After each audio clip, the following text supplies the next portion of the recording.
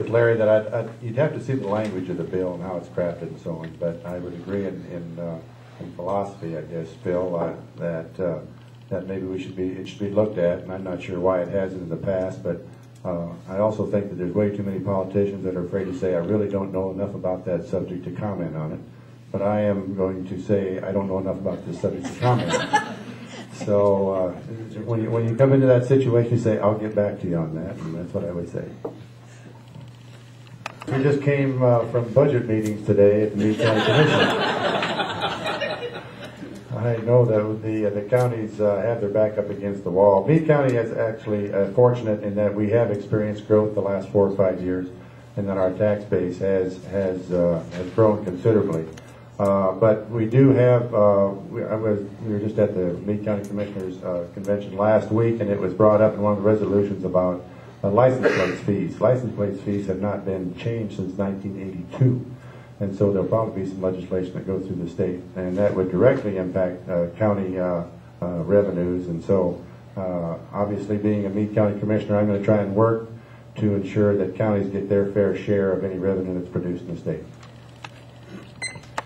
I've got some information just for your FYI, I guess. Last week I had lunch with 2 officials of the Keystone Pipeline. For those of you who are not aware of the Keystone Pipeline, there's an underground pipeline going to come from Canada. They're in the preliminary stages right now from Alberta, Canada. It's going to go on down to Oklahoma and then go from there on down to Texas. It's a 36-inch pipeline buried 4 foot deep. It's going to transport 500,000 barrels or gallons a day, and if they put in some lift pumps, well, they could probably go up to 900,000 gallons a day. The reason I bring this to you now, it's in preliminary stages. They still have to do environmental impact statements and so on. But, and I asked him how this pipeline was going to benefit Meade County.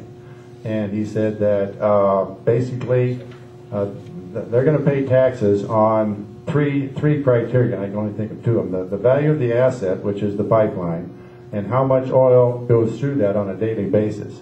And he was going to email me projections on how much this would mean to Meade County, but it's going to be probably in the millions of dollars per year.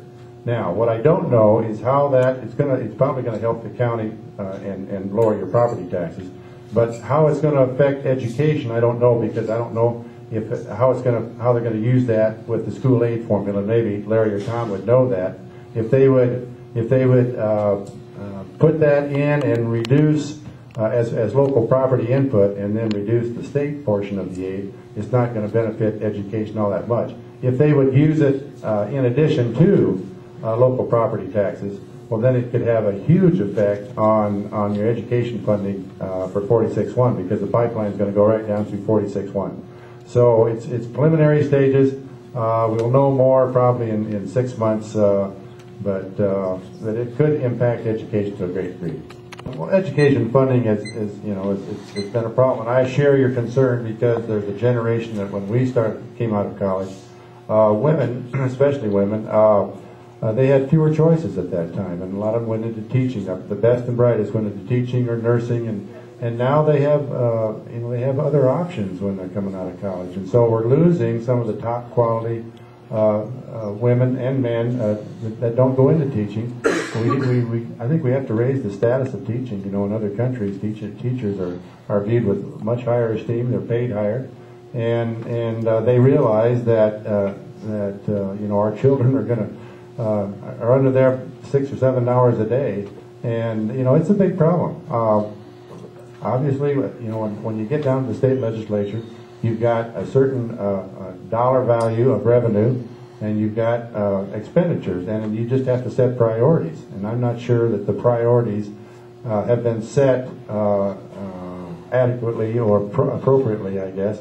I look forward to, if I get elected, to looking over all the departments, but you really have to make choices whether you want to fund Medicare at a higher level, or you want your infrastructure funded where you have good roads.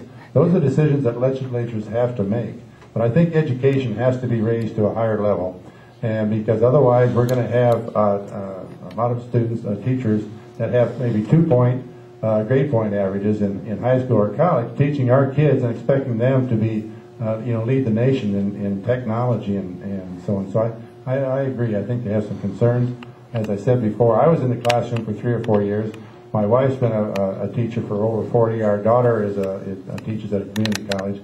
And so education is a daily topic of conversation. It's a big problem. I certainly look forward to going down and seeing where the money comes from, where it goes, and hopefully we can fund education at a higher level. Once again, I'd like to thank you for giving us the opportunity to come and give our positions on various issues.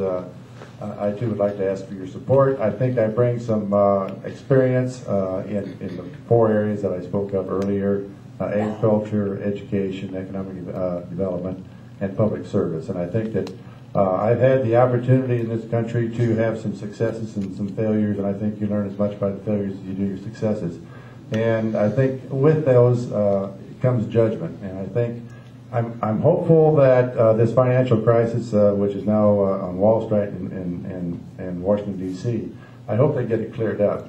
But what I fear is that this will trickle down, and we may have some very tough choices at the state level in the next few years. And so I think that I have the judgment to look at this objectively and with some balance, and hopefully work our ways through this. Thank you.